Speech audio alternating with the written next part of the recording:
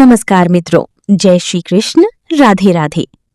क्या आप जानते हैं कि जिस महीने को लोग अशुभ समझकर नजरअंदाज कर देते हैं, उसी मलमास में किए गए कुछ काम आपकी किस्मत पूरी तरह बदल सकते हैं। लेकिन अगर इस दौरान ये गलतियां कर दी तो जीवन में परेशानियां भी बढ़ सकती हैं। तो आइए जानते हैं मलमास का रहस्य। मलमास, जिसे अधिक मास या पुरुषोत्तम मास भी कहा जाता है, हिंदू धर्म में एक ऐसा समय है जो बाहर से देखने पर अशुभ लगता है, लेकिन वास्तव में ये आध्यात्मिक दृष्टि से बेहद शक्तिशाली और रहस्यमय महीना होता है। इसका रहस्य समझना जरूरी है, क्योंकि यही समझ आपको बताएगी कि इस महीने में क्या करना चाहिए और क्या नहीं।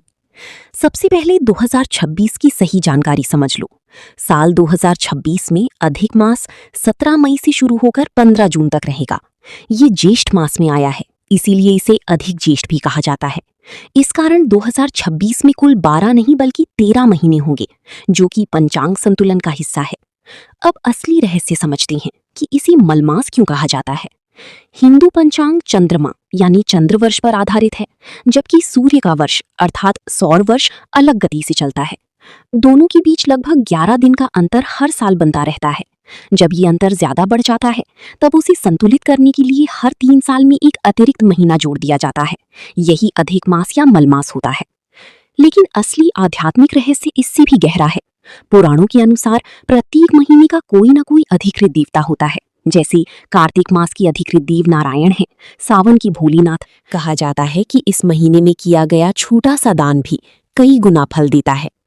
तीसरा, व्रत और संयम। इस महीने में सात्विक जीवन जीना चाहिए। मांस, शराब, तामसिक भोजन से दूर रहना चाहिए और जितना हो सके मन को शांत रखना चाहिए। अगर आप पूरा व्रत नहीं कर सकती तो कम से कम एकादशी का व्रत जरूर रखें। चौथा, आत्मचिंतन। अधिक मास सिर्फ पूजा पाठ का समय नहीं है, बल्कि खुद को सुधारने का समय है। अपने व्यवहार, आदतों और सोच को देखना चाहिए। गलतियों को सुधारने का ये सबसे अच्छा समय माना जाता है। पांचवा, तीर्थ या पवित्र स्थानों का स्मरण या यात्रा, यदि संभव हो।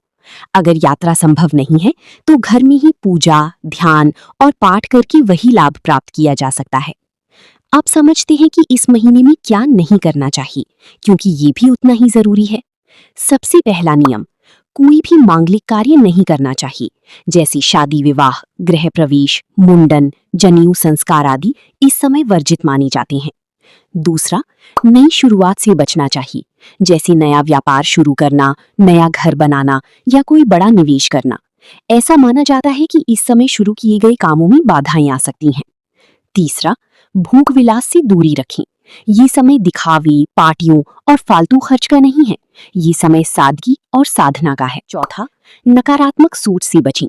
गुस्सा, ईर्ष्या, झूठ, छल जैसे व्यवहार इस महीने में और ज्यादा नुकसानदायक माने जाते हैं, क्योंकि ये समय आत्मशुद्धि का होता है। अब सबसे जरूरी बात, लोग अक्सर पूछते हैं कि अगर ये महीना इतना शुभ है तो फिर इसमें शुभ कार्य क्यों नहीं होते। इसका जवाब बहुत गहरा है। अधिक मास हमें सिखाता है कि जिंदगी सिर्फ भौतिक चीजों, घर, शादी, पैसा के लिए नहीं है। कभी कभी रुककर आत्मा की तरफ भी ध्यान देना जरूरी है। इसलिए इस महीने में भगवान ने खुद कहा कि तुम सिर्फ मेरी भक्ति करो, बाकी काम बाद में कर लेना। यही कारण है कि इस महीने को रुककर सोचने का समय कहा जाता है। ये एक आध्यात्मिक ब्रेक है, जहां आप अपने जीवन को अंदर से मजबूत बनाती हो।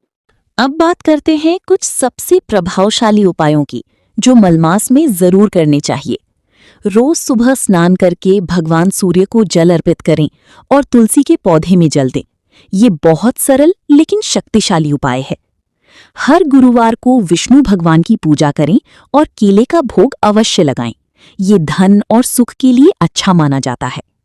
हर दिन कम से कम 108 बार ओम नमो भगवते वासुदेवाय मंत्र का जाप करें।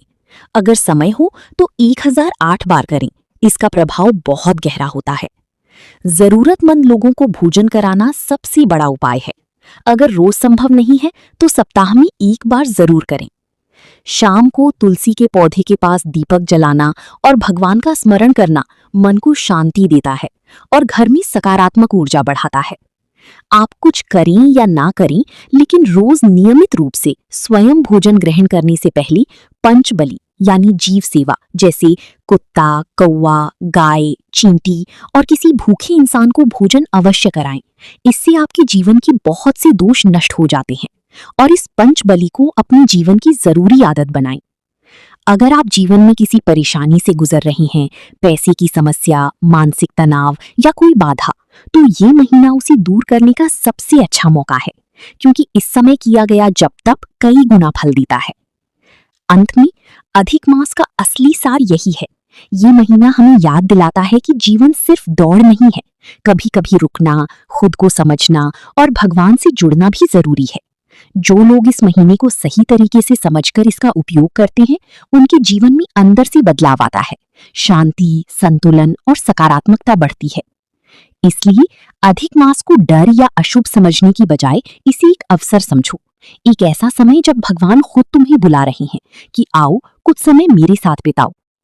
ऐसी ही सही जानकारी के लिए इस चैनल को लाइक, शेयर और सब्सक्राइब करें। धन्यवाद।